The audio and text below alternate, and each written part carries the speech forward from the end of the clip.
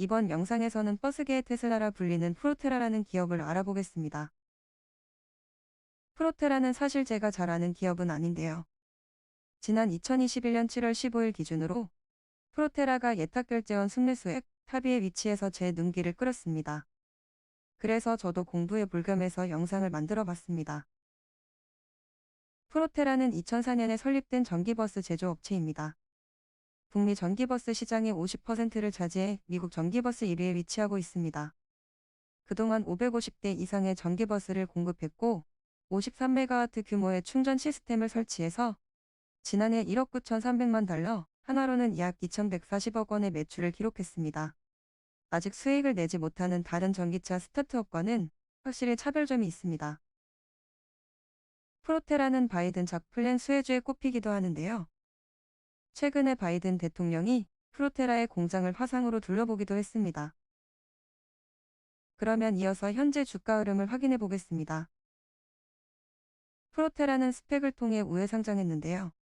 최근 5, 6개월 동안 주가가 거의 반 토막이 났습니다. 최근에 거래량을 동반한 큰 폭의 하락이 있었고요. OBV도 하향 추세에 있습니다. 참고로 OBV는 온밸런스 볼륨의 약자이고요. OBV는 주가가 상승한 날의 거래량 누계에서 주가가 하락한 날의 거래량 누계를 빼 산출합니다. 그렇기 때문에 OBV가 증가한다는 것은 매집 활동이 꾸준히 활발하게 이뤄진다는 것을 의미합니다. 주가 상승과 함께 OBV가 증가한다면 주가 상승이 계속해서 힘을 받고 있는 것으로 판단할 수 있으나 주가가 상승함에도 OBV가 감소한다면 매수세가 점차 약화되고 있는 것으로 주가 상승이 길게 가지 못할 것임을 짐작할 수 있습니다. 다음으로 볼린저 밴드를 보시겠습니다. 주가가 볼린저 밴드 안에서 움직일 확률은 95% 정도인데요.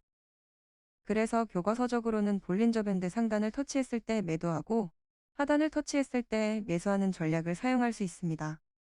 저는 좀 다르게 응용하는데요.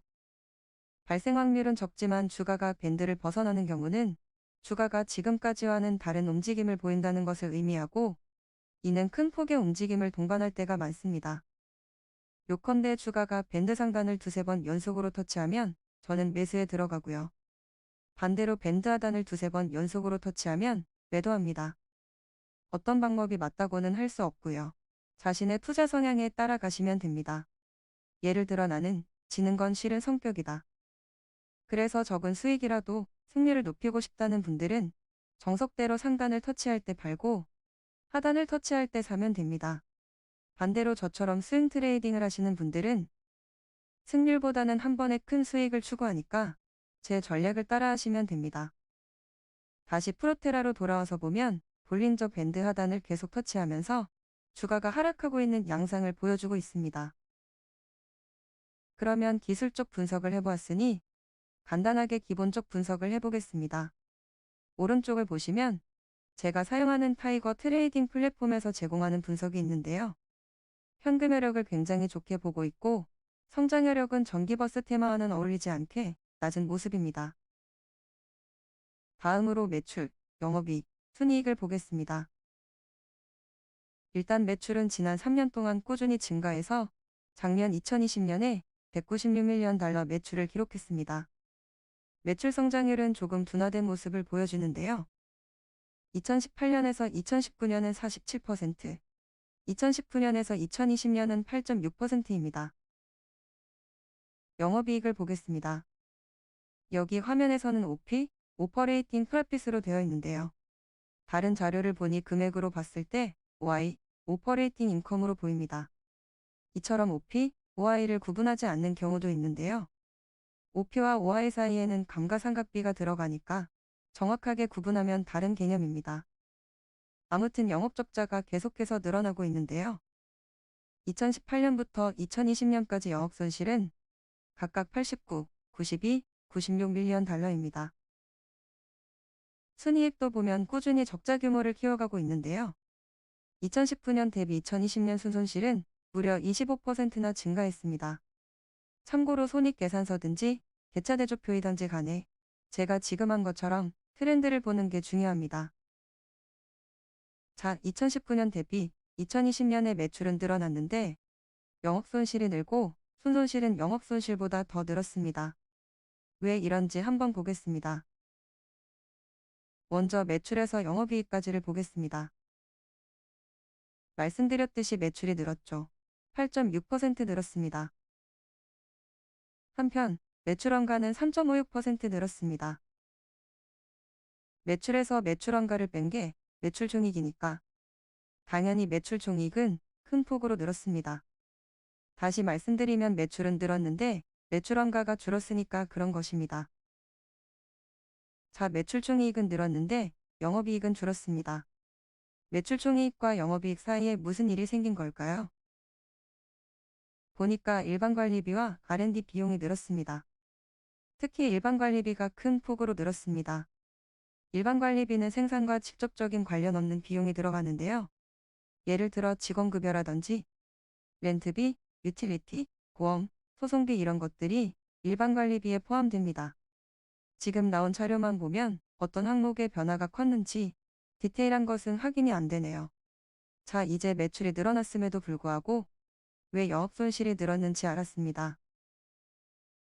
이어서 영업손실은 2.8% 증가했는데 반해 순손실은 왜 25%나 증가했는지 살펴보겠습니다. 금액으로 보면 영업손실은 95, 순손실은 127밀리언 달러입니다. 그 차이가 대략 32밀리언 달러이니까 영업이익과 순이익 사이에 있는 어떤 비용이 32밀리언 달러만큼 증가한 것입니다. 이것을 여기에서는 기타 비용으로 표기했는데 뭐가 늘었는지 보면 금융비용이 대략 15밀리언 달러가 늘었고 아더난 오퍼레이팅 익스펜스가 14밀리언 달러 정도. 금액이 작기는 하지만 자산 라이트 오프도 약 12만 1000달러 정도 있었습니다.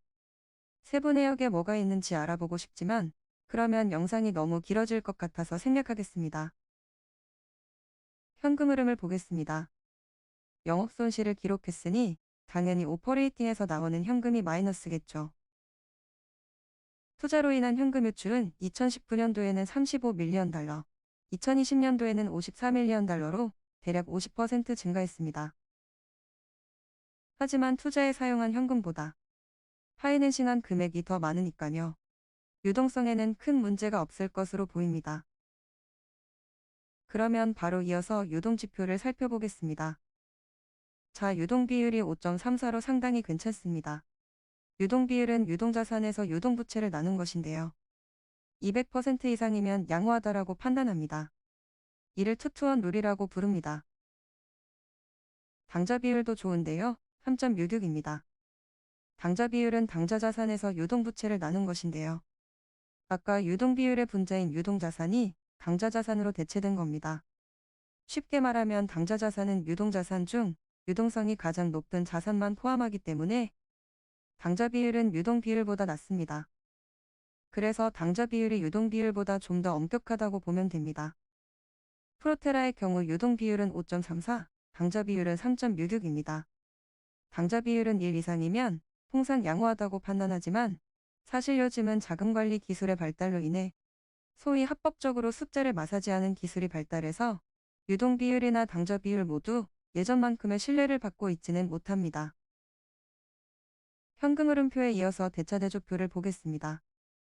자산도 늘고 부채도 늘었습니다. 현금 흐름표에서 확인했듯이 투자도 많이 하고 있고 투자 일치도 많이 하고 있으니 당연히 자산도 늘고 부채도 늡니다. ROA, ROC, ROD는 회사가 이익을 못 내고 있으니까 크게 의미는 없습니다. 자, 그러면 회전율을 보겠습니다. 자산 회전율은 0.56, AR 회전율은 3.95, 재고 회전율은 2.03입니다. 여기서 AR 회전율을 잠깐 말씀드리겠습니다. AR은 미수금이고요. 1년 365일에서 미수금 회전율 3.95를 나누면 92일이 되는데요. 이를 해석하면 수금의 평균 92일이 소요된다는 얘기입니다. 나쁘지 않은 숫자입니다. 마지막으로 어떤 ETF들이 프로테라를 홀딩하는지 etf.com에서 확인해 봤는데요. 상장한 지 얼마 되지 않아서인지 검색이 되지 않았습니다. 그리고 아크는 아직 프로테라를 보유하고 있지 않습니다. 13F 자료를 보겠습니다. 13F 양식은 미국 증시에서 1억 달러 이상의 자산을 운용하는 기관 투자자가 미국 증권거래위원회에 제출해야 하는 분기별 보고서인데요. 보고서에는 분기 중 운용자산의 명세가 포함되어 있습니다. 오른쪽 차트에서 초록색 선을 보시면 프로테라의 13F 랭킹이 나와 있는데요. 큰 특이사항은 없어 보입니다. 이렇게 없던 종목을 투자할 때는 어떤 펀드가 투자 중인지, 내가 좋아하는 펀드는 투자 중인지, 큰 손들은 투자 중인지, 그리고 투자 중이라면 그들의 평단가가 얼마인지 알아보는 것이 굉장히 유효합니다. 그래서 사실 저는 이 과정을 먼저 거친 다음에 걸러진 종목만 기본적 기술적 분석을 합니다. 저 같은 본업이 있는 직장인에게 좋은 팁이라고 생각합니다. 영상에서 다루지는 않았지만 투자에 있어서 가장 중요한 것은 무엇보다 비즈니스 모델을 이해하는 것입니다. 사실 이게 상당히 시간이 걸리고 어려운 부분인데요. 일단 IR 자료부터 보시는 것을 추천드립니다. 자, 영상을 마무리하겠습니다. 일단 숫자상으로는 프로테라가 뭔가 하려는 움직임이 보입니다. 하지만 프로테라를 단타 또는 트레이딩으로 접근하신다면 현재 볼린저 밴드, 거래량, OBV 모두 흐름이 좋지 않으니까요. 조금 신중을 기해서 트레이딩 하시기를 바랍니다. 항상 성공 투자하시고요. 지금까지 시청해주셔서 감사합니다.